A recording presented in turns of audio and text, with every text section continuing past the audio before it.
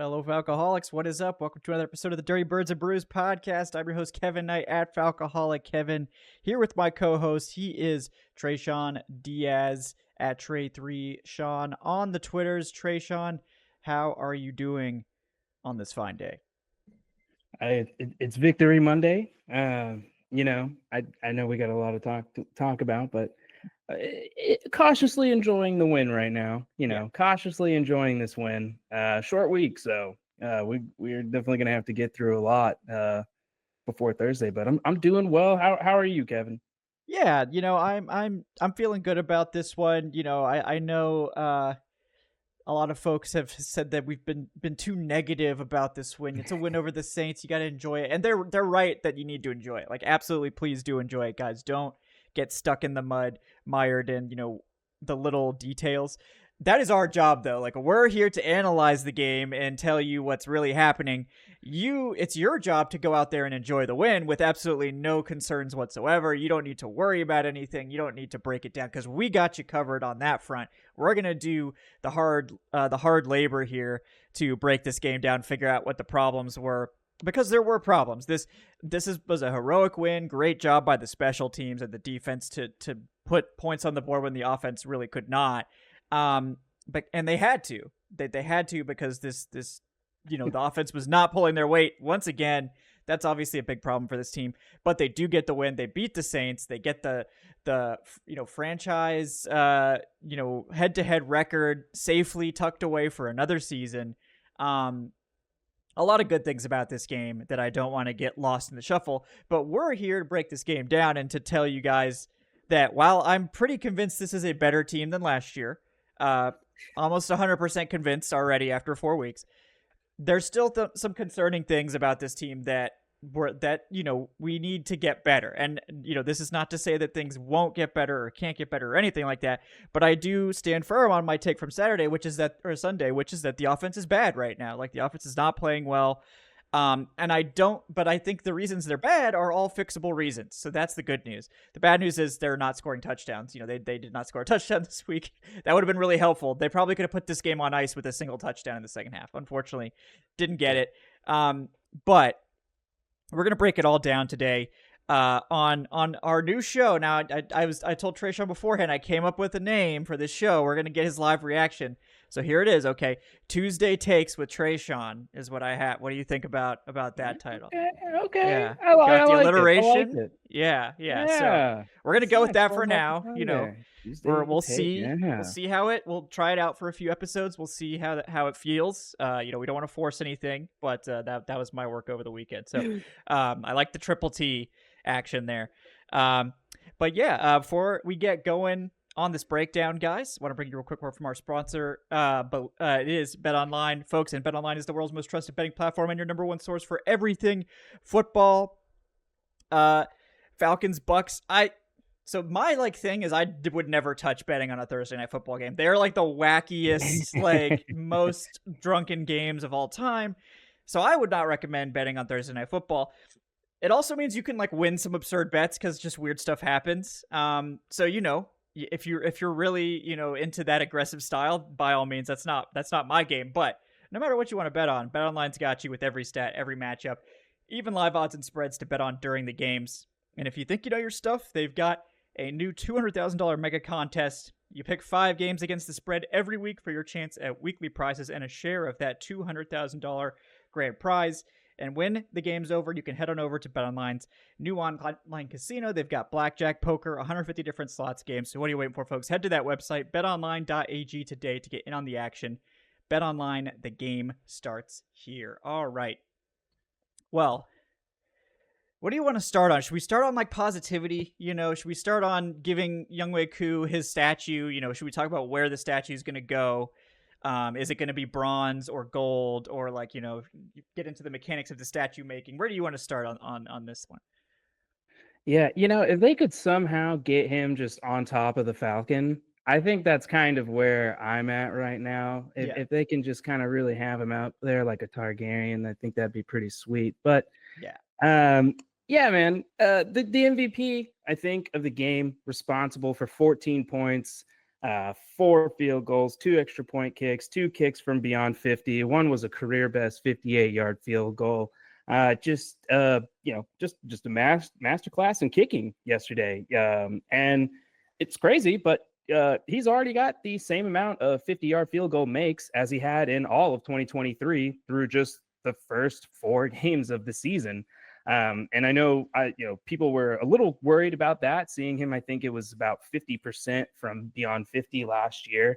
And so we're headed in the right direction, and he's looking better than ever.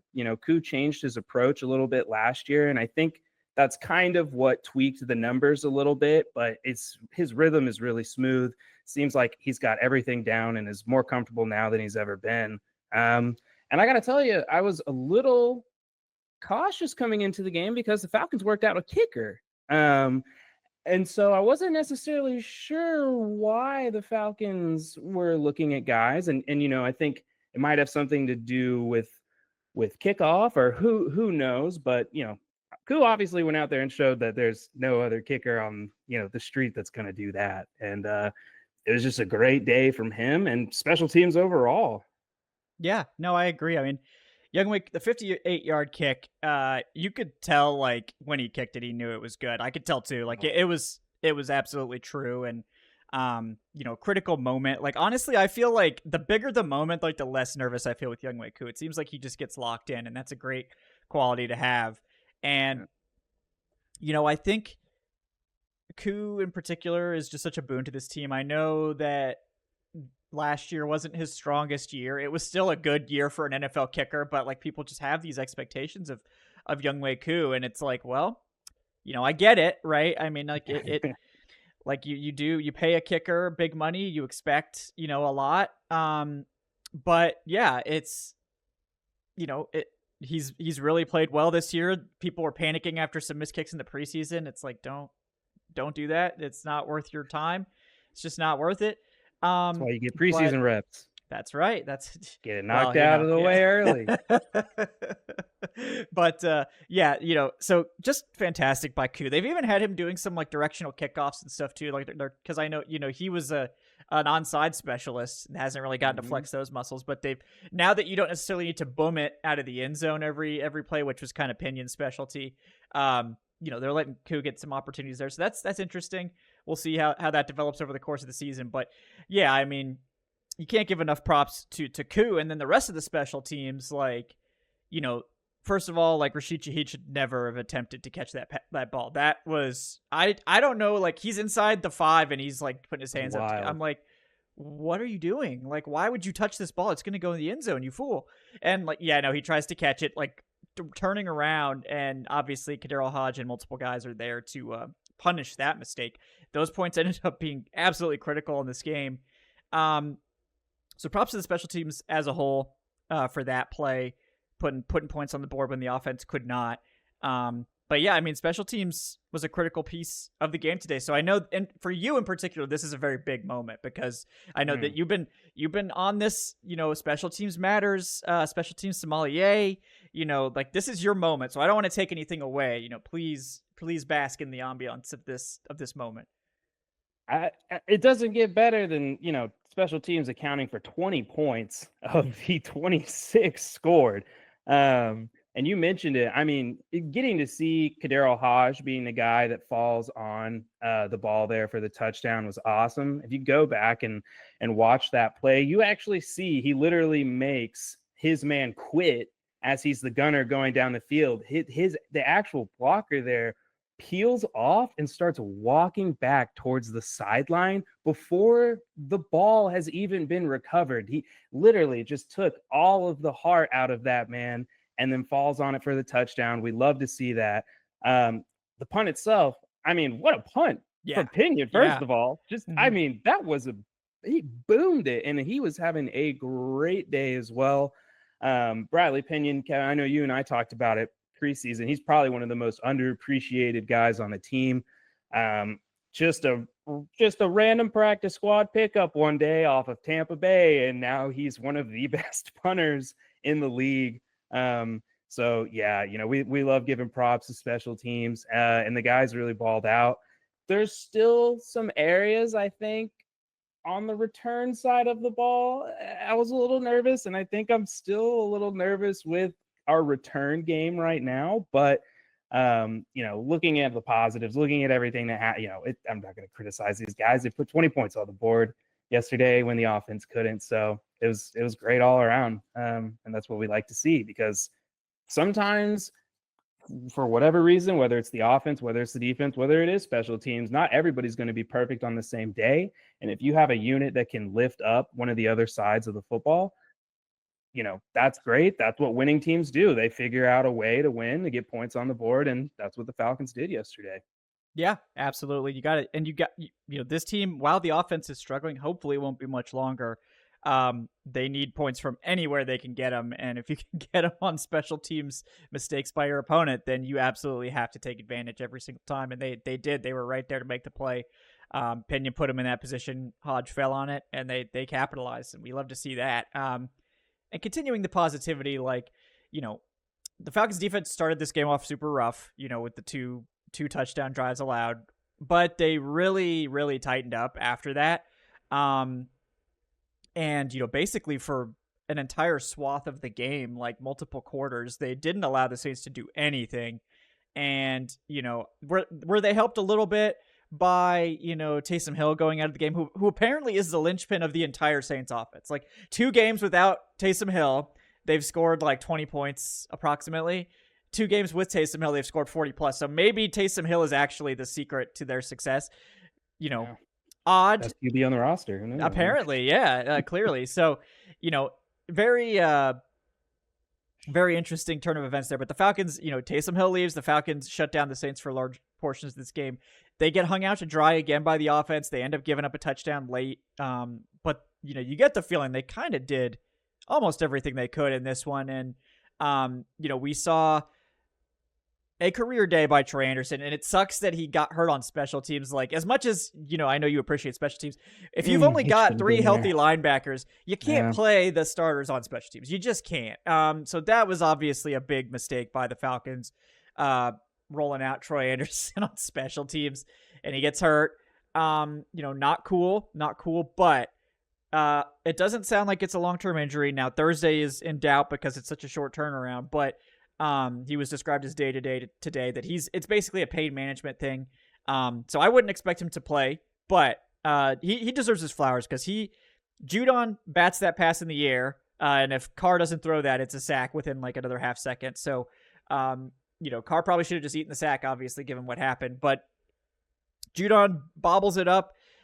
Troy comes down with it, and then you see the Montana State quarterback, running back start just flying downfield, outruns Chris Olave. Olave just is like, there's no way I'm tackling this man.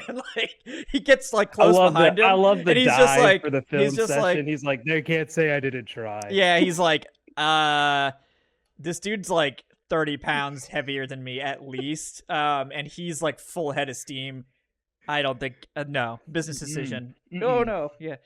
I respect it. I respect the decision there, but, Chris Olave is fast as hell, and he had trouble gaining on Andersen, and really Andersen did outrun him. I mean, even if he had dived at his ankles, I don't think he would have gotten anything out of it. So, just a display of his athleticism, but like more than that, I feel like after that, he was like, oh, I've arrived. Okay. Nope. I got this now. This is I know how to play linebacker. And had hit the best game of his career. Over 82 PFF grade, 7 run stops. I think it was like 16 total tackles. Just everywhere, made some good plays in coverage.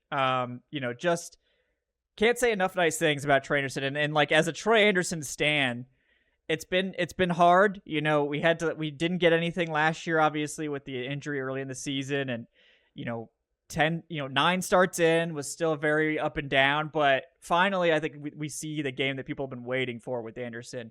What do you think? Has he arrived? Is this his arrival officially? I don't know if it's his arrival, but it's definitely the coming out party. We finally saw the X Factor ability that I know you and I have been preaching is there. Like, all of the tools are there.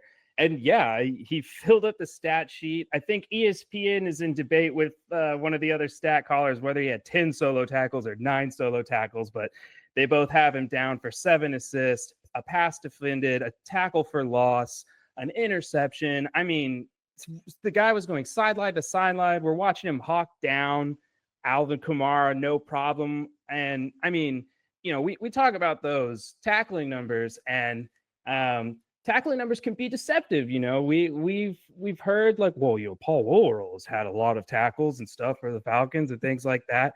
And let me tell you, Paul Willer was not doing the things Troy Andersen was doing on the field yesterday.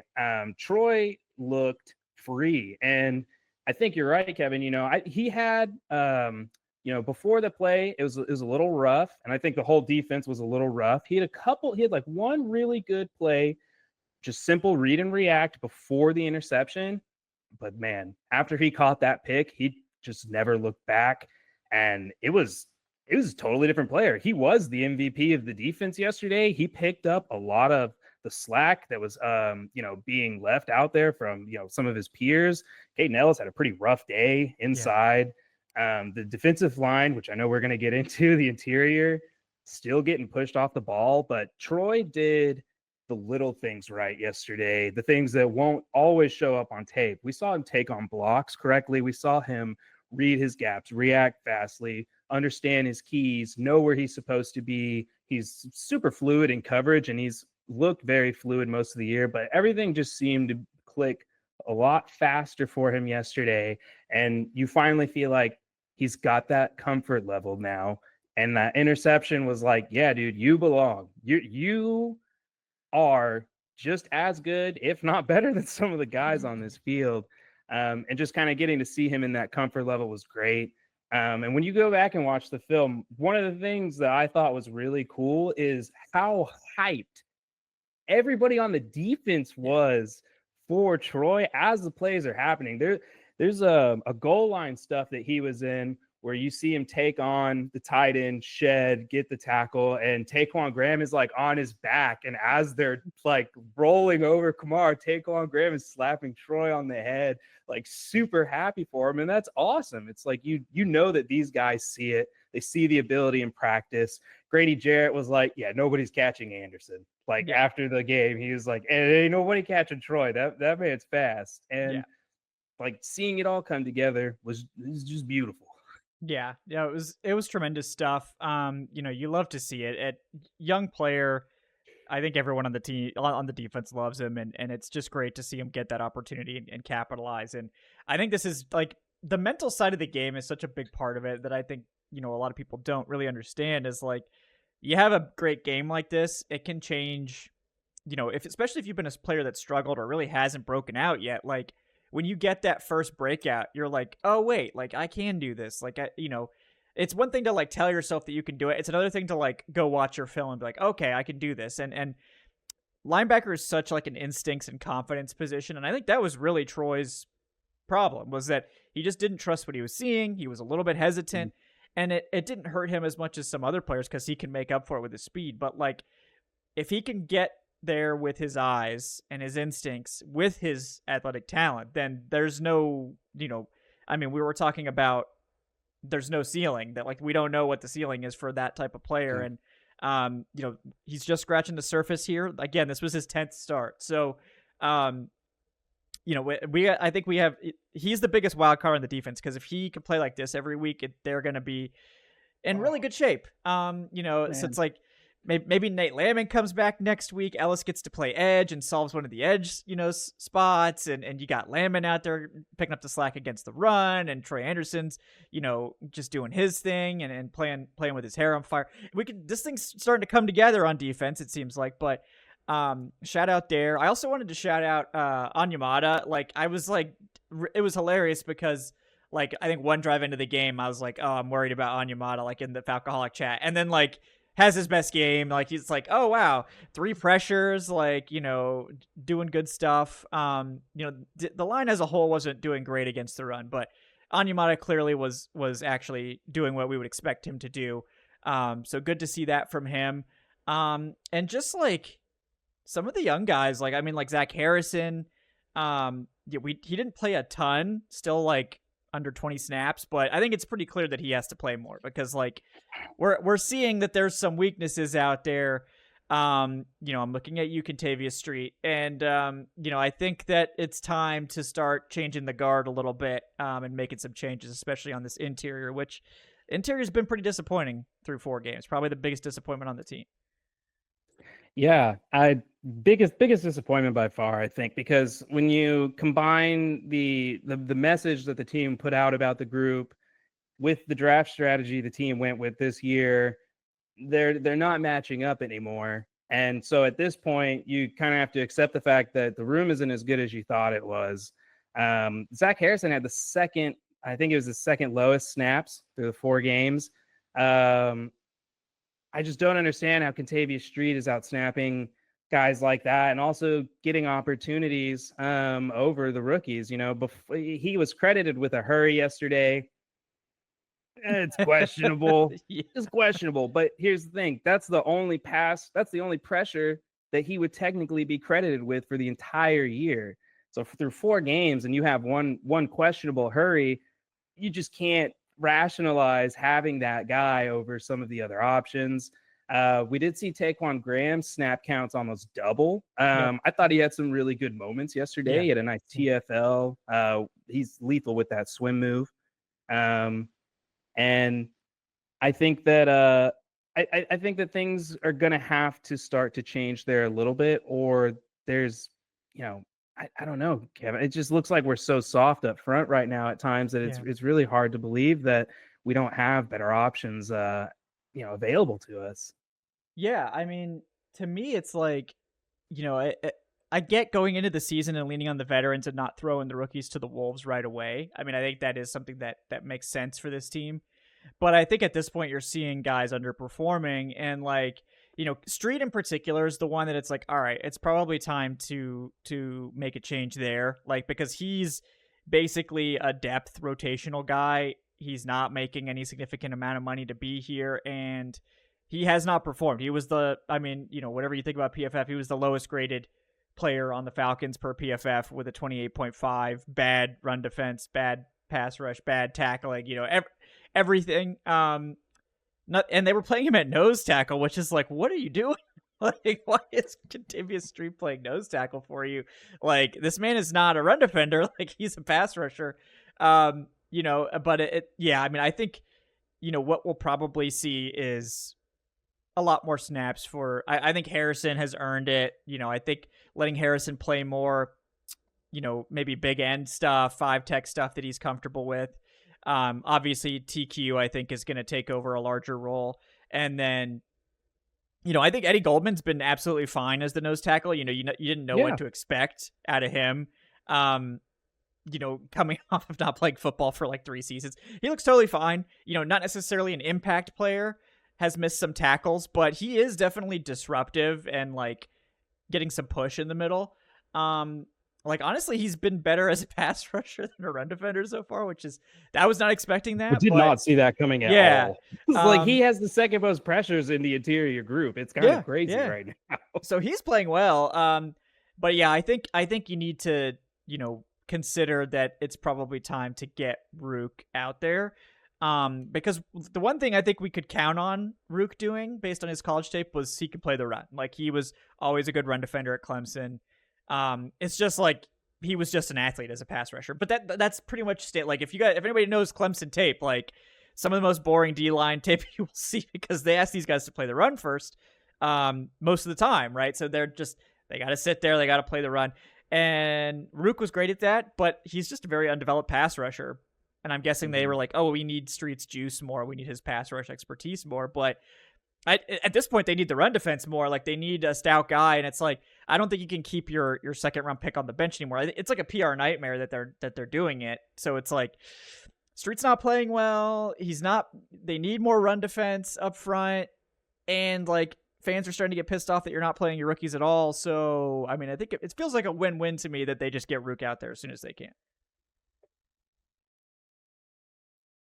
Yeah. No,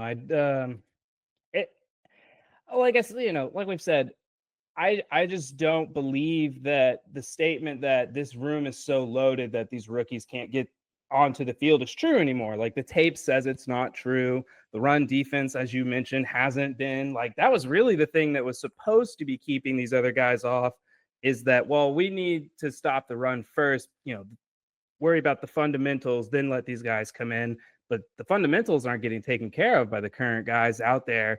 And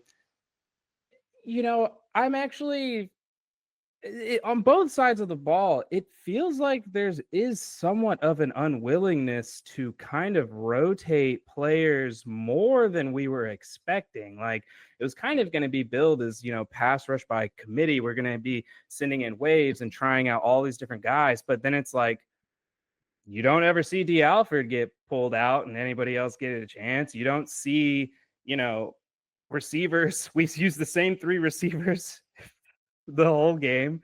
And the interior group, hey, it's like if we're going to be doing all this shuffling and have all these options, then like we need to kind of be giving some guys more snaps one game, less the other, mixing it up. And like I said earlier, we saw Taquan Graham kind of get rewarded, but it seemed really odd that somehow Katavius Street still is out snapping Zach Harrison. And like yesterday, the only time I can remember Street's name getting called was for that penalty.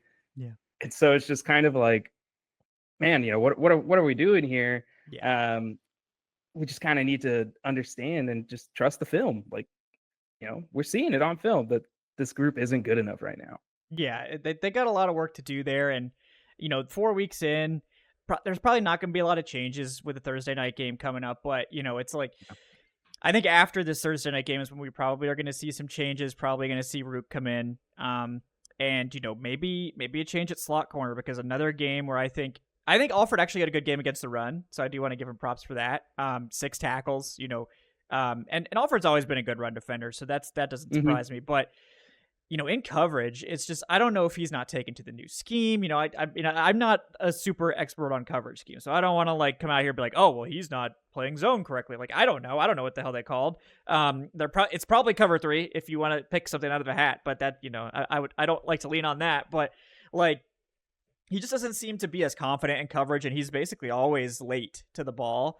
Not too late to make a tackle, but it's just like, in zone, you have to be so anticipatory, and you have to have that click and close and be able to get there to contest these passes. And obviously the scheme, like they were giving up 5 yards, like every play, like they just didn't care. And like, like I'm not sure there's too much that D. Alford or anybody could do to like close when they're playing 8 to 10 yards off. But, I mean, I don't love that strategy either when it's a 1-score game, but it's like, we can talk about that too, but it's just like, so he's, I think they're being extremely conservative with their coverages and really trying to protect these corners, even though it seems like Mike Hughes, like we don't need to be worried about him. Like maybe we don't need to worry about Mike Hughes. Another game with an 80+ PFF grade. Just, I know he gave up 5 catches, but he was just on the money with those, just immediately tackle after the catch and some booming hits. You love to see that. But Drill Sergeant Mike Hughes was out there. Yeah, he was crushing it. It's kind of getting crazy to see. He's getting like 3 spears a game where you're like, good Lord, that's a corner? Like yeah, I think Mike Hughes saw like all, because he played slot to start his career and it was not good. He had a lot of trouble with the run defense angle of it. And he's a guy that I think it's pretty clear. He's like, I'm not going to be like pushed around. Like I'm going to like commit to being a good run defender. And yep, he figured it out. He's got it. He's got that taken care of. So, but yeah, I mean, we'll see how stuff gets, distributed, what they do. We did see, they do like rotate like Hughes and like Phillips like a little bit, which is like, I'm not exactly sure why they do that, because I don't think Hughes has shown any reason to suspect that he's like not able to handle the challenge. But, I do wonder like how long until we see Antonio Hamilton if the D. Alford doesn't seem to adjust to the scheme. And I don't want that, but it's just like, every week now teams are just picking on him week after week. So yeah, it's clear that, they quarterbacks feel pretty comfortable going at Alford. With a better throw yesterday, he probably gives up a touchdown. He gives up a touchdown to Olave there. Yeah. And it's tough to just kind of continuously see that on film. I think he could be struggling. We ran man, more than any other team last year, and he's an excellent man corner. But when it comes to zone coverage, you have to, like you're saying, you have to read a lot more with your eyes. There's a lot more anticipation, and I think he's kind of struggling at reading leverage, and he's not really getting a good grasp of how the receiver is coming into his zone, and how they're attacking him. And it's disappointing because this is somebody that has been a plus starter for us, that has been an excellent contribution to the defense and has been able to hold down the slot corner spot. But that being said, we do have other options, and we kind of talked about after the preseason, like, hey, I know we're a little worried about cornerback too, but like the rest of this room actually seems like there's some viable options to really raise the floor and kind of give them an opportunity to do some things. And hopefully we see that now. I don't know if something happened with Hamilton yesterday. He was hurt at the very beginning of the game. Then they said he was fine. He wasn't. I didn't see him. I don't think I saw him on the injury report today. No. So I assume he's healthy and everything's good. Special teams. Yeah, I think is what he got hurt on. So yeah. So it's like, okay, if he's healthy and he's good to go, we need to start seeing him at least get worked in a bit. But I think to your point, short week, you don't really want to be making a bunch of changes with only 3 days of prep. So I don't think we'll see much change. Like you said, I kind of anticipate that to happen over the pseudo bye week when they get more time to prep. That's Landman's able to be back, and then I think, like you're talking about, you have the opportunity to work the rookies in. They get a couple extra days of practice. You get a lot of opportunities to kind of reevaluate the first quarter of the season, see where you are, see where you need to go. But they still have to get through Thursday night first, and that's a big game. You can't just, hope that what you're doing right now is enough to win. So they're going to have to figure something out. Yeah, it's tough, man. This is a Thursday night game. You only got a couple days to get ready for this. So, probably not a lot of opportunity to change stuff around. So we probably won't see it this week.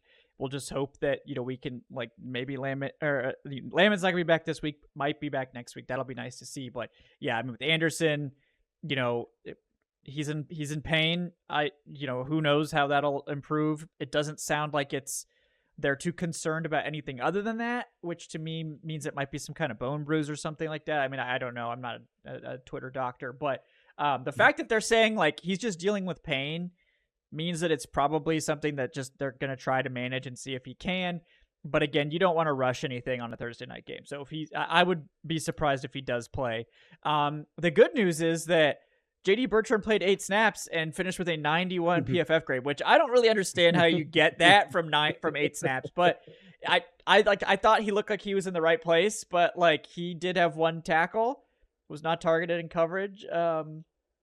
I don't know how we arrived at 90 plus grade from that, but congrats to JD Bertrand being like the number 2 linebacker in the NFL. So yeah, he didn't really do much wrong, but yeah, I'm not really sure. After looking back at those plays, I was like, okay, like Bertrand is such an interesting case to me because it's like, I understand the thought process. Like, okay, hey, last year, we lost Troy, and we really had to spread ourselves thin.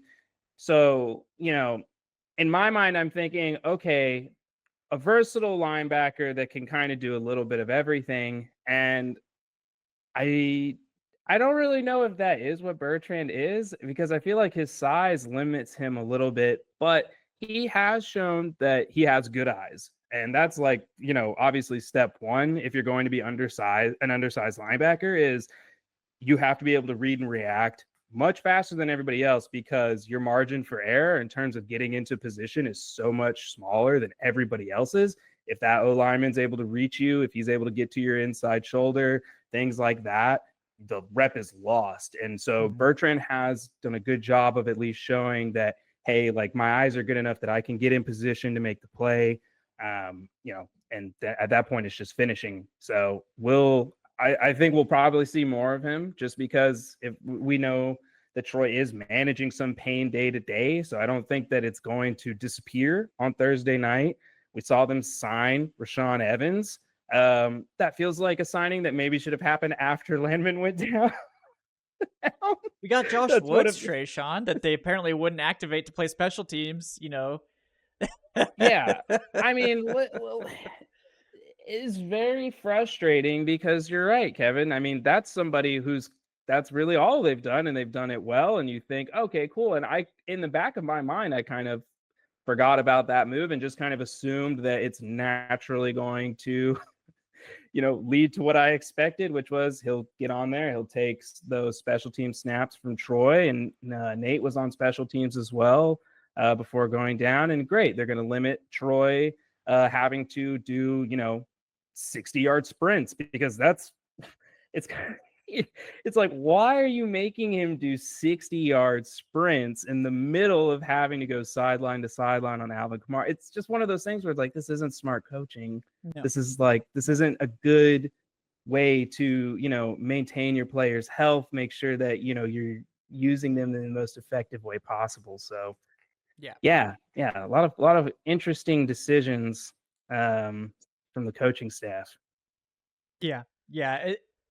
It just doesn't make a lot of sense to me. It's like they just kind of left him in on special teams. Like, I get that he's probably like one of your best special teams players, but like he's also one of your best like defensive players. So that there's one that's like, even I know, special teams matters, but like also defense matters. And like if you've only got 3 healthy linebackers, I don't think you can risk your starters on special teams. I just don't think you can do that. So hopefully, it is just a minor thing and he can play through it. But yeah, it's frustrating to see. I just don't, it's just not worth it. Like you gotta do better than that. You gotta protect your guys. It's a long season. He doesn't need to be running wind sprints and then going out to the field on defense immediately after. It's just not smart. Like he needs to he's earned his. Like if this game, like if it wasn't clear before now, like he is a defensive player and a defensive starter, and he needs to be treated as such and not as like a rotational guy that plays special teams. That's not who he is now. So hopefully this will be the last we see of him on special teams. Playoffs or whatever, sure. Yeah, playoffs, do whatever you want. Put, Bijan on kick returns or whatever the heck you want, because it's the playoffs, not in the regular season. We got to get to the playoffs first, then we could talk about doing crazy stuff on special teams. Also, Troy Andersen, Taysom Hill plus, we can discuss that maybe. It's I was just saying, I haven't seen it. I think that was the fastest play by any Falcon on the year. So yeah. I don't know. But since you brought it up, Kevin, we haven't talked about offense at all. Let's get into it. Kyle Pitts, 3 targets, 0 catches, 1 self-tripping. How are you feeling about Kyle Pitts? Well, Tre'Shon, I am concerned. I am concerned about Kyle Pitts at this point. Going back and watching, like, he is open. Like, I think that he does get open. Kirk's just not really looking his way. And it's just like, I feel like, I don't know that it's like, I don't know what the disconnect is, because like he does get open sometimes, but Kirk just like doesn't trust him. And like he offers nothing as a blocker either. So he's playing 40 snaps and his snaps have gotten cut every week now. But it's like, if you can't give me anything as a blocker and the quarterback's not targeting you, like at what point do we just say like, well, I guess we should probably get Charlie Werner out there, because Pitts is not helping the run game. And like, I don't know. They have to find a way to get Pitts involved, but like, I think it's like maybe it's a little too much to ask for Zach Robinson, who's trying to find his footing as an offensive play caller for the first time, who's trying to work all these pieces in. You've got 2 running backs you want to use. You got 3 receivers you like. You got all these moving pieces. You got 2 new offensive linemen thrown into the mix. Got a quarterback that has movement issues, although I think he's clearly getting better every week. Maybe it's just too much to ask to try to also like incorporate a unique tight end like Kyle Pitts off the rip. Like maybe it's like we need to scale his role back a little bit and just work him in. Like that can be sort of our next step piece, is like getting Kyle Pitts involved as the season goes on. Because right now it's like Kirk just isn't getting to him in the reads, and when he does, it's like he's usually not open. Like, I mean, obviously the one he tripped, I think that he was going to be open on that play, but like I don't feel like the utilization is great. I don't think Kirk is really looking his way for a variety of reasons, and like Pitts himself, like he's just, they want him to be a tight end like desperately. Like they just, I mean, I'm gonna look up the splits because it's like they kind of just like they're not willing to. Let's see here. And they did say, preseason that they wanted to get Pitts in line more. And when I first heard it, I thought, like, okay, that maybe makes sense because Kyle Pitts was actually playing less in line towards the end of the Arthur Smith era than I think people realized. In his rookie year, it was like a pretty even, almost 1/3, 1/3, 1/3 split in terms of inline slot out.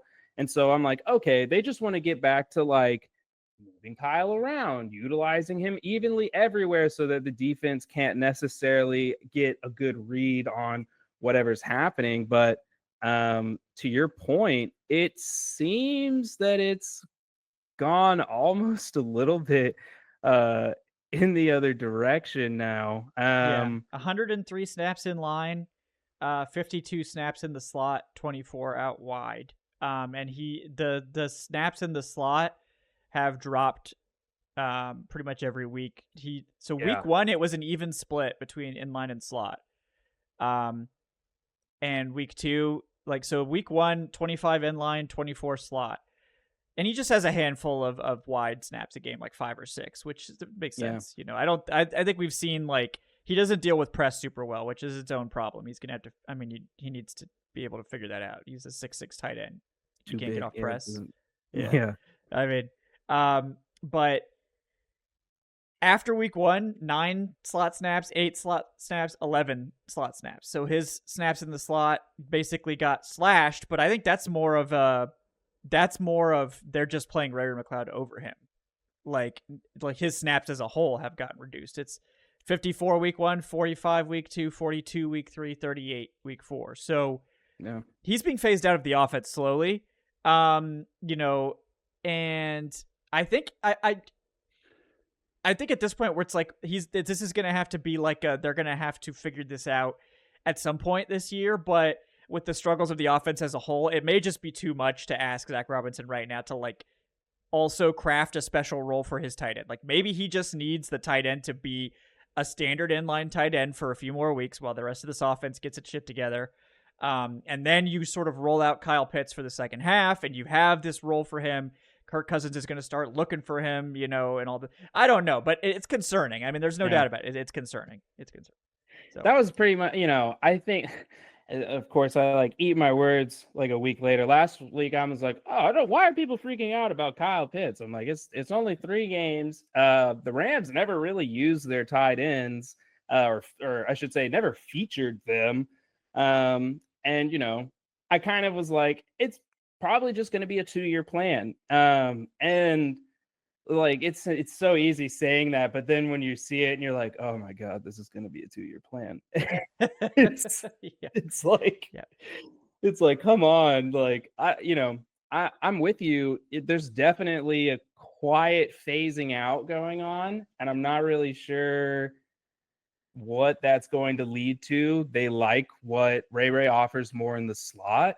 I'm never talking about the power slot role again in the preseason with Pitts. I think it's dead. I don't gosh, I hate saying this, but it's like, look, man, we have Jimmy Graham. Just use him like Jimmy Graham. He's not going to block. And guess what? Jimmy Graham put up stupid numbers, never blocking and being called soft and whatever you want to say. And he tortured defenses the entire time.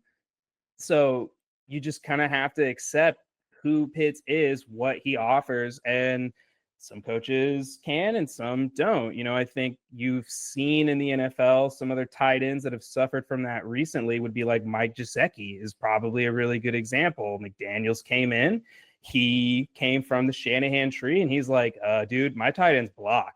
And he tried to make it work with Gesicki, and then he got him out of there. He's like, this just isn't what my offense needs. Like you offer a skill set that just doesn't really fit here. And at some point, we're going to have to get to that with Kyle, where like you were saying earlier, Z-Rob's either going to have to step outside of the box and implement something for him, or we're going to have to look in the mirror and, ask ourselves, is this what the team needs anymore at this stage?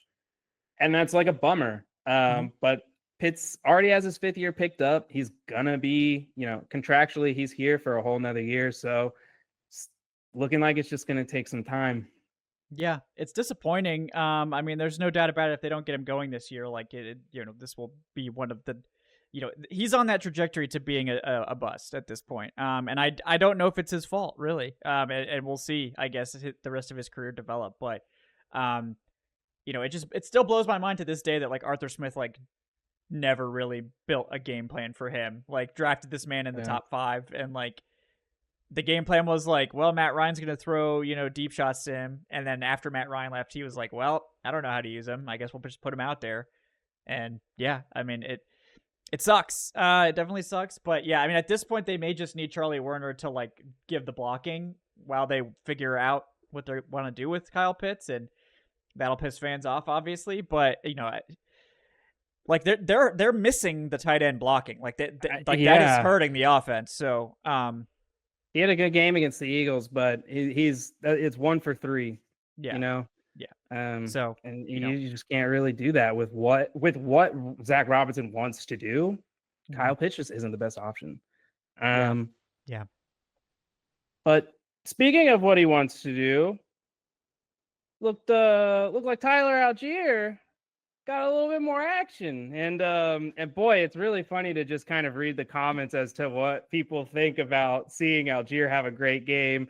Bijan Robinson still put up a very you'll see all these comments about Bijan. It's like Bijan still averaged 4 yards per carry yesterday and finished with 74 yards and was open on quite a few more passing opportunities where I'm just like, Kirk, come on, man.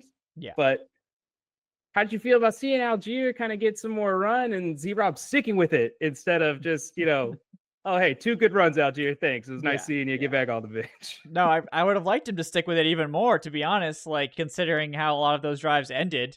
We kind of just squandered all of his big runs for the most part. But yeah, I mean, look, Algier deserves to play. Like, I think they got to figure out a way to split the carries more. I don't think Bijan needs to play less. I just think Algier needs to play more, so, and again, maybe that's something like, if you can't figure it out how to use Kyle Pitts, maybe you just put 2 running backs on the field more, or something like that. But yeah, I mean, at this stage, like I do really like what we've seen from Algier. I think everyone feels extremely confident in if he had to play, in place of Bijan Robinson at any point, that we would be totally good to go. But I think people kind of overrate, like Algier is playing great. Like he is, absorbing contact. He's making the right reads. He's being patient.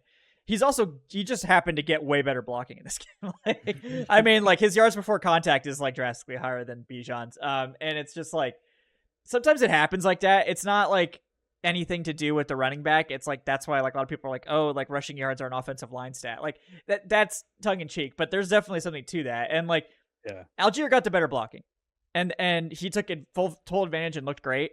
Bijan probably, like, if Bijan gets those holes, like he's also going to have successful runs. So it's just like the run block. I guess the takeaway for me is that the run blocking is very inconsistent still.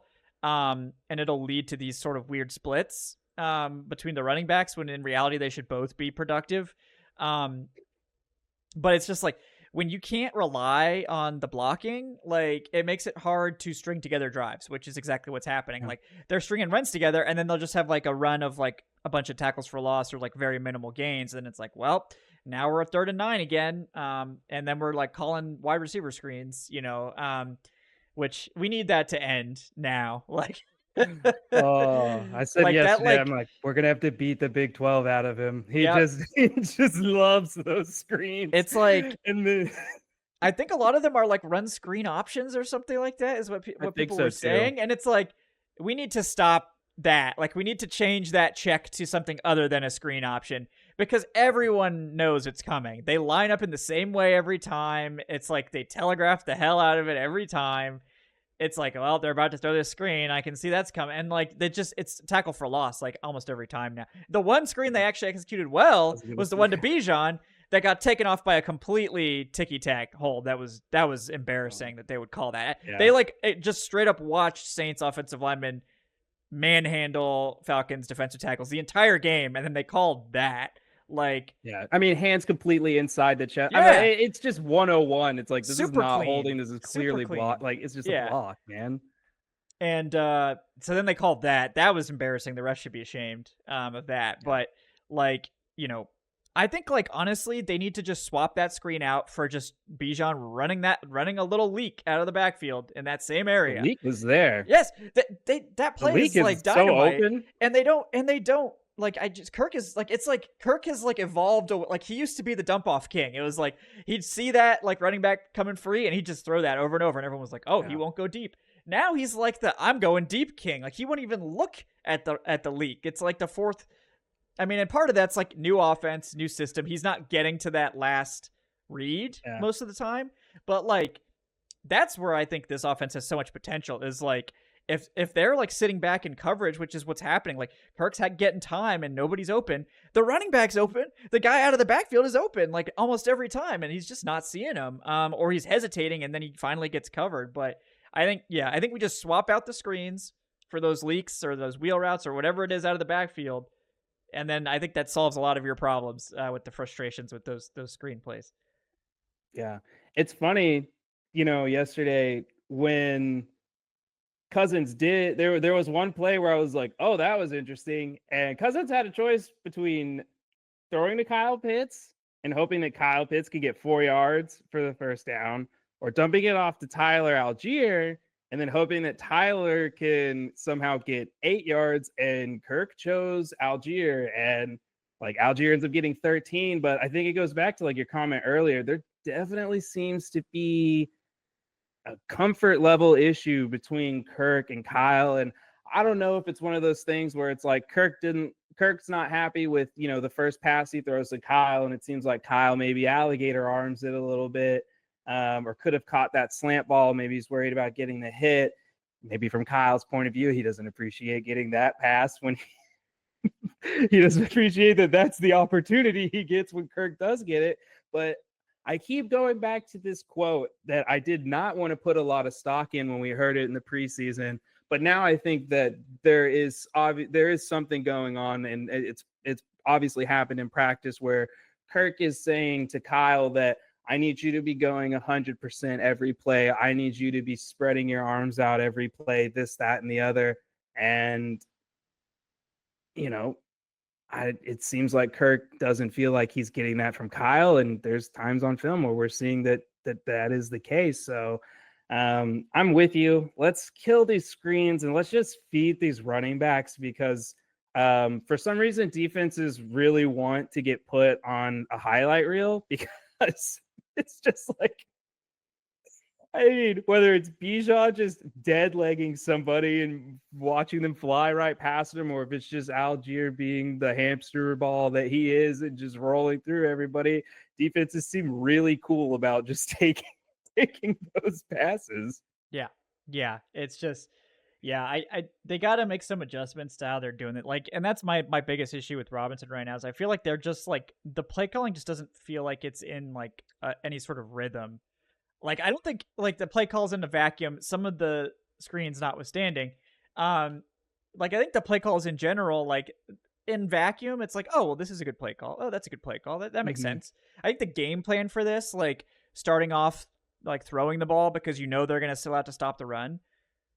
That's what I would do. Like I assume they're going to load the box, and I think you can hit play action. Like that's kind of the game plan I thought they would do against the Chiefs, and they did the same thing. Like I think the overall strategy and like the play designs are fine. It's just like I don't think he's got a feel for how to string drives together yet, like how to string a sequence together. And I think that shows in these third down struggles and just the inability to sustain these drives. It's just like the feel for how to do that is not quite there yet. And like brand new play caller, new offense, new players, he's clearly feeling it out. And I have like hope because so far, like I think everything that they've done week one notwithstanding, that was like we're gonna look back on that game like, and it's like, is this the same year? Like because the Falcons look nothing like that week one team at all on offense. So bizarre week one notwithstanding, I think like you can justify most of his decisions on that last drive. Kirk taking those 3 deep shots. I don't really think Zach is telling him, like, you got to throw that deep shot, Kirk. Like, that's Kirk, like, channeling Rex Grossman, like, Unleash the Dragon, like, type energy. And, just like, I see this one-on-one on the outside with my guy Mooney. I'm going to hit this. Like, that last one, if Mooney had caught that and got tackled in bounds, they lose the game. Even if it's, like, a 50-yard bomb. I'm kind of like... Yeah. So it's like, that was 100% on Kirk, that last one. Like, he had no business throwing that, even if it was open, because if he doesn't get in the end zone, the game's over. So, I think like part of this is like Kirk is not necessarily making the right decisions with the football. We're seeing Kirk not see open guys. Like he's still clearly like learning this offense. And like that's just stuff that's going to take time. But we are getting to the fabled October Kirk Cousins window, which is much better than the September Kirk Cousins window. So maybe we just need the season to turn to October, and then all of a sudden, all of our problems will be solved, and Kirk Cousins will be great. So, I like that you used the word rhythm. Watching that game, I was like, man, like Zach Robinson is just, this is not working. This is terrible. And then one person was like, I actually really feel like it hasn't been that bad. And I was like, well, we'll see after, the film review and everything like that. But, yeah, rhythm, I think, is definitely the word. And it's hard to get any rhythm when you have 9 penalties as a team. I think 7 of those came on offense. Some justified, a few not. And so you had a touchdown. You had 2 touchdowns really taken away from penalties. You had multiple drives just kind of stopped in their tracks. And it's hard to continuously have to overcome things like that when you're struggling to convert on third down, when you're struggling to hold the ball and you're losing the time of the Falcons still have not won the time of possession battle in a single game this year. It's like insane that they're 2-2 and 0-4 in that regard. But it was a better game than I thought it was after I went back and looked at everything today. But like, man, the mental mistakes, the little details and things that we just kind of saw the team really tripping up on yesterday, it just left like a bad taste in your mouth, and it was something where I'm like, this really feels like a Dan Quinn game, and I don't like that at all. Yeah. I'm like, this feels like late stage Quinn, and I'm like, this is like not, I just don't like watching football like this. Like I got so used to having to see that kind of football. Yeah. No, I agree. It's like, get hyped, guys. Like they beat the Saints. I don't give a shit how you beat the Saints. Yeah, just beat them. And that's kind of what we were saying going into this game. Is like, you could be ugly, you can do whatever you want. You got to win this game. Like, find a way. And they found a way. Like that's why I would call this a heroic win, because it's like the offense, like the offense is complicated. It was a bad offense on Sunday. The totality of it, and the special teams and defense came together. With limited contributions from the offense. They did get in field goal range a couple times, so that does help. But they needed everybody else to come correct, and the Saints to make enough mistakes for this to be a reality. And like that is not a sustainable way to win games. Like you probably win this game like 1 out of 4 times. With the way you played. So, they got to be better. And you can't just keep getting dominated in time of possession. That's not a winning strategy in the slightest. Like I think they're 31st in plays run in the NFL. So like that is not like, you're not going to be a good offense if you're running that few plays. You're just not. So The good news is the hellish streak of the schedule has passed. This Tampa Bay game is kind of like another tough test, but then it's like you get a little reprieve. You get, some of these teams in this middle stretch are looking a little, like the Cowboys in particular, are looking pretty vulnerable. So you're maybe hoping you could pick up a win there that a lot of people had down as a loss. The Carolina kind of came back to earth. So I think people were a little bit panicky about like, oh my God, are the Panthers real? No, they got the Andy Dalton bump. It's well documented, this Andy Dalton bump. It happens to everyone. The Panthers are better with Andy Dalton, but that defense is still... they're going to put up you can't... Oh, yeah. You can't walk into the game thinking it's going to be a win. No. It's still a beatable That defense team. is really bad. Yeah. It's really bad. The defense is like, I feel so bad. I'm like, Evgero, I'm like, feel like, man, I don't know what he can do. He just honestly. did not. Yeah. I was looking back at it. I'm like, he didn't want to be in Denver. Like he's not going to do this with Sean Payton. Who wants to work for that guy? And then I'm like, oh my God. And then you chose David Tepper. I'm like, are you serious? Oh no. But clearly Tepper likes him because he somehow survives. He's the only guy that's still there. The fire sale. But yeah, man, I don't know. It's just like it's such a shame to see such a talented coordinator just kind of like they get rid of Brian Burns. Then Derek Brown goes down to start the year, which is awful. And yeah, man, they're just struggling. But yeah, that'll be the first bad defense the Falcons will play all season when they go to Carolina. So that's part of it too, I'm sure. Gosh, you're right. I mean, I don't know if I could draw up like a tougher stretch for a new offensive coordinator than, Mike Tomlin, Vic Fangio. With that Eagles defense is very inconsistent, but like they can be hell. Like if on a good day, Kansas City with Steve Spagnuolo, Dennis Allen, who whatever you think about him as an offensive coordinator, very good defensive coach. And then Todd Bowles. Bowles. Yep. and then Mike McDonald in Seattle coming up. Man, yeah. It's like the Falcons have not had a single easy opponent like for the offense to go against. They've had to go against like top-notch competition every single week. And like if they had started with a cupcake schedule of like some easy defenses, this would probably have looked a lot better. Like, let's be honest. But this is only going to help them, I think, long term. That like they're used to like having to gut it out against these good defenses and like trying to outsmart these tough coaches. That's better than getting cupcakes and then getting your ass kicked the first time you go up against a real defense. Like, so I think this, like, you're 2-2, you've weathered it. You've taken a lot of lumps in the process. You haven't exactly looked great in any of these games. But you're 2-2. So you buy yourself a lot of time with that. You've bought yourself 4 weeks essentially into the season of treading water, even though the offense is not firing. And hopefully Zach is going to be able to get stuff together. It seems like, I don't know. I thought PFF was too harsh on the two new Falcons offensive linemen, like Storm and Ryan Newsel. They gave them bad grades, but I thought they were fine. Yeah, I think they do late calculate in the game, like those penalties into that. Yeah, so I think Newsel's that's penalties probably for sure. what got Ryan. Norton, I thought was fine. Like, I didn't get that, but Newsel had the yeah. penalties, and he gave up some pressures like late in the game. But yeah, I mean, ultimately, I think the offense, like, some people I know are worried, like, oh, is this going to just fall apart without these two offensive linemen? Nope. Honestly, that's what I was trying to tell people. Is like, honestly, like the pass protection is probably going to be about the same. It's just the run game that's going to take a hit. But really, the run game was inconsistent for sure, but it wasn't terrible.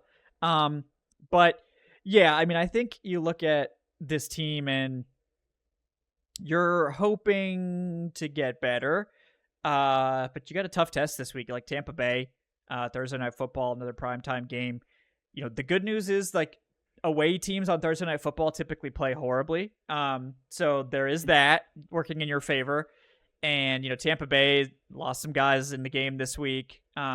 Servicia Dennis was, I think, a really, that he was really playing well for them, I think, despite their linebacker injuries. But, we'll see. I think Mike Evans maybe was limited or something. Yeah, today, man, they keep losing people, but they're overcoming. It's kind of crazy. They came into that game with so many injuries. They were already missing Luke, Godecki, and Winfield and Kalijah Cansey, and then you add all these other people onto it. So, it's going to be a tough test. But you have opportunities in this game. You're just going to have to be able to take advantage of them. Yeah, I mean, I hope that they do. Certainly, we'll see what happens in this one. But yeah, I think this is like, this is the game now where like you started off, a little bit sketchy. Now you're 2-2 with a division win. You go to Tampa. Tampa comes to town. You take care of business on Thursday Night Football. Like now you're the front runner. And Hmm. you've beaten your two biggest rivals and make sure they're not going to sweep you. So that's critical. The Saints win was huge for the standings. This Bucks, I think this is going to be a tougher game. I think the Bucks are just better right now, despite their injury, and it all comes down to Baker, right? Because like Yep. Baker's just like if he shows up and has a good game, then it's gonna be really hard to beat the Bucks. You're gonna have to beat him in a shootout. If he has a bad game, then they look terrible, like which is why they got destroyed by the Broncos, and that's kind of just what you have to deal with Baker Mayfield. Is just like some games he's just gonna have a bad day. Um, but then other games he's gonna throw for 4 touchdowns. So it depends on what Baker shows up in Atlanta. But Thursday night on the road, banged up. Falcons probably have a little bit more of an advantage in that situation. But Hmm. yeah, we do have a tough game coming up, and it's a critical one again.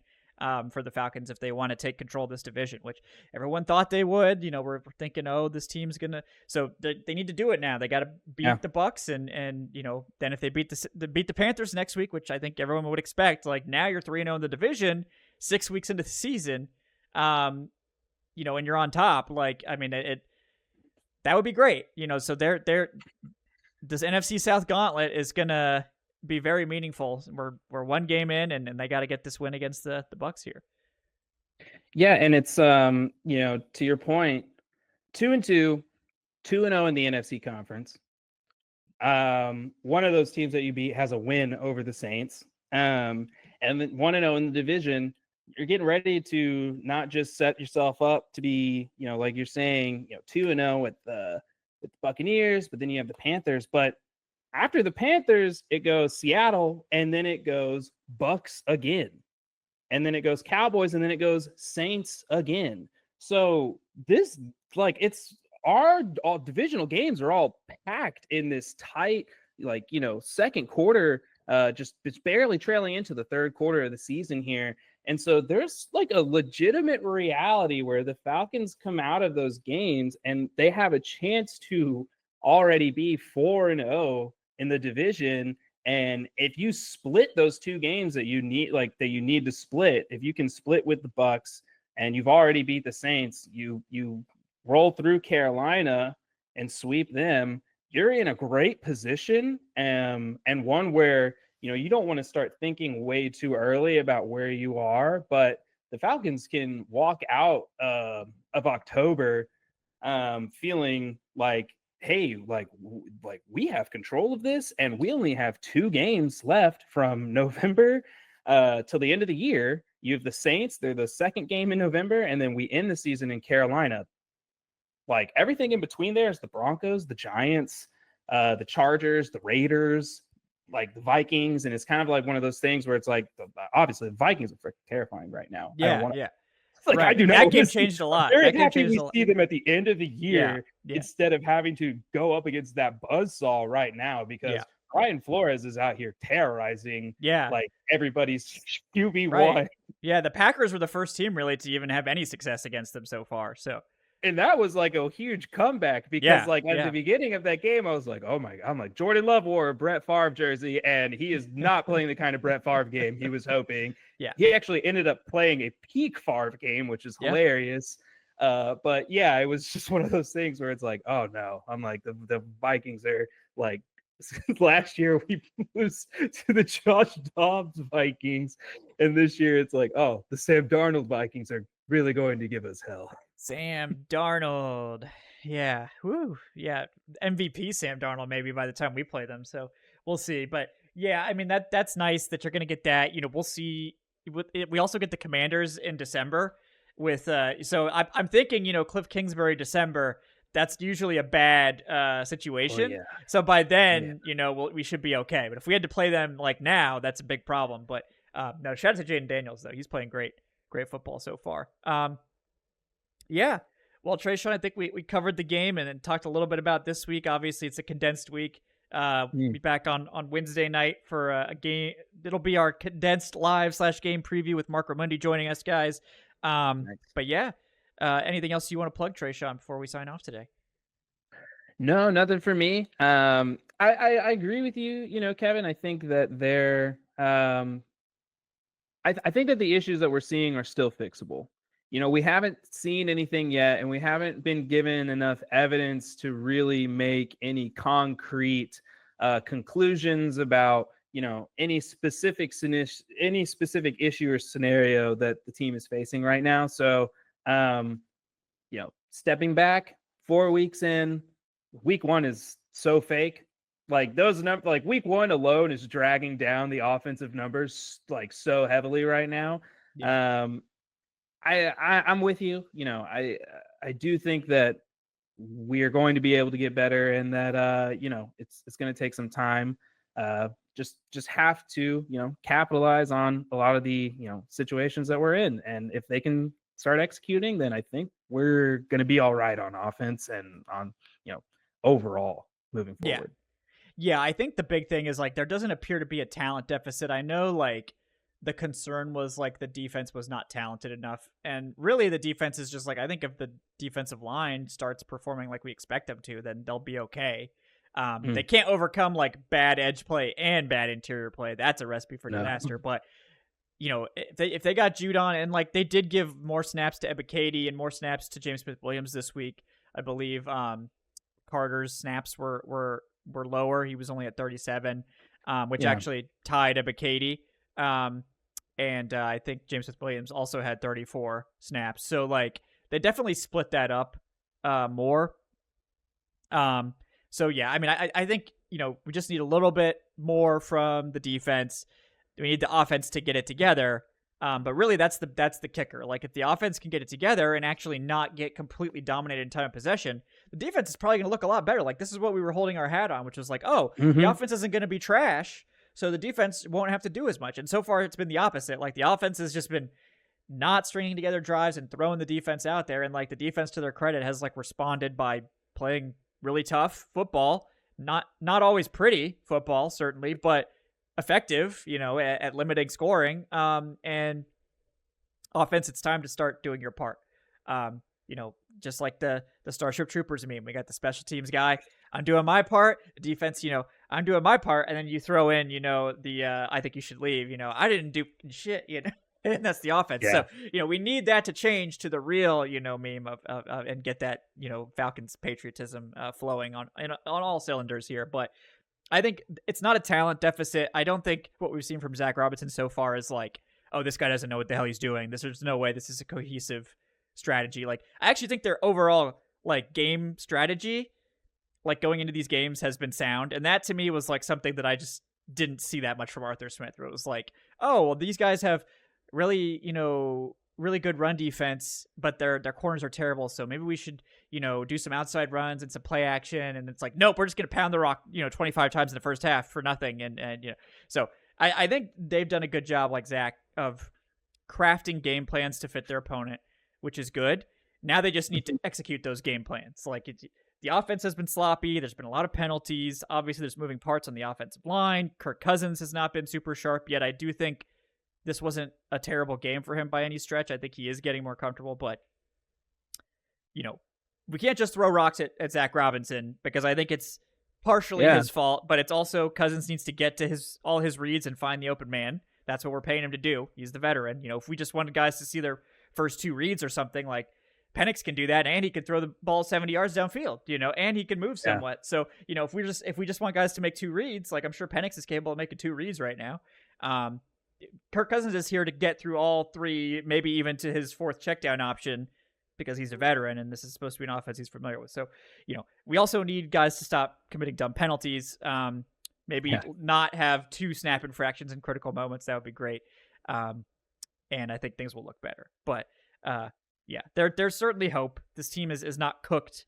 They're 2-2. You know, coming off a big win, and they got another opportunity here. If they beat the Bucs, they'll be flying high, front runners in the NFC South, despite playing not great football, honestly. So, you know, that's much better than last year at this time, where we were coming off 2 straight waxings at the hands of the Jaguars and the Lions, where they just got absolutely obliterated in both games and looked embarrassing. So much better last 2 weeks. It's the same. Somebody like commented, and this will be the last thought, was like, oh yeah, like this, you guys are such haters. This team's finally winning football games, and you guys are complaining. They were 2-2 last year. What are you talking? They haven't won anything. They haven't won anything yet. They won 2 games. Let's not crown them as winners all of a sudden for 2 games. I do think they're playing better, yes, and they've definitely looked better in 4 games than they did 4 games last year. But let's calm down on calling this team winners now. They won 2 games. They've won as many games as they've lost. They did not get embarrassed in any game, which is much better than last year. They've been embarrassed twice to this point last year. So, so far so good on that front. But we got a long way to go before I'm confident in this team, and the offense coming together is, I think, the biggest thing we're still waiting to see. Because if we can trust the offense, there's a lot more room for error with this team. Right now, the margin is very thin with what we can put up with from any sort of defensive breakdowns or special teams problems or anything. It's well, they missed one thing, probably screwed. So if the offense could, start pulling their weight, that'd be fantastic. Yeah. No, I think, if things can start clicking there, and then like we said, it's kind of maybe it's a good thing that the group on defense that we have the most hope for is having the slow start. Because then maybe that does mean that at some point it's going to click for them as well. And if we can get those 2 groups, up to the level that we expected, then I'm with you. The sky's the limit in terms of what we can do this season. And we just wrapped up Q1. So first quarter of the season's over. You and I both were 1-3. If we can get through here, with 1-3, or 2-2 is best case scenario. That's what I was hoping for. Yeah. Scenario. So, and it's even better than the original scenario that I was thinking of, which is one of those wins is the Steelers. And it's obviously you wanted to win that game, but being 2-0 in conference, 1-0 in division means a lot more than beating the Pittsburgh Steelers. Yeah, exactly. So beating the Eagles could be significant, for many reasons we've talked about. It's just there's a real scenario where the Falcons get a much more favorable playoff matchup because they beat the Eagles. So we'll see. So we've got a long way to go before we really start considering that. But it definitely, if they had to pick one of those games to win, that was the one for sure of those 3 games. So yeah, guys, thanks so much for joining us on the Dirty Birds and Brews podcast. Tuesday takes with Tre'Shon here. We'll see how that name feels over the next couple weeks, but I like it so far. It just kind of rolls off the tongue. So thanks again for joining us, guys. Like, subscribe, all that good stuff. Check out the Patreon. Check out the channel memberships if you want to support the show. Check out thefalcoholic.com for that great written content. We will see you guys on Wednesday for the next live show, and then one day later, football game, Thursday Night Football, Falcons versus Bucks. Your third prime time. I know. I'm like, we had nothing for years, and then it's oh god, now they're just all back to back. I don't know what to do now. So yeah, crazy. But thanks guys for joining us. We'll see you next time. Have a great day.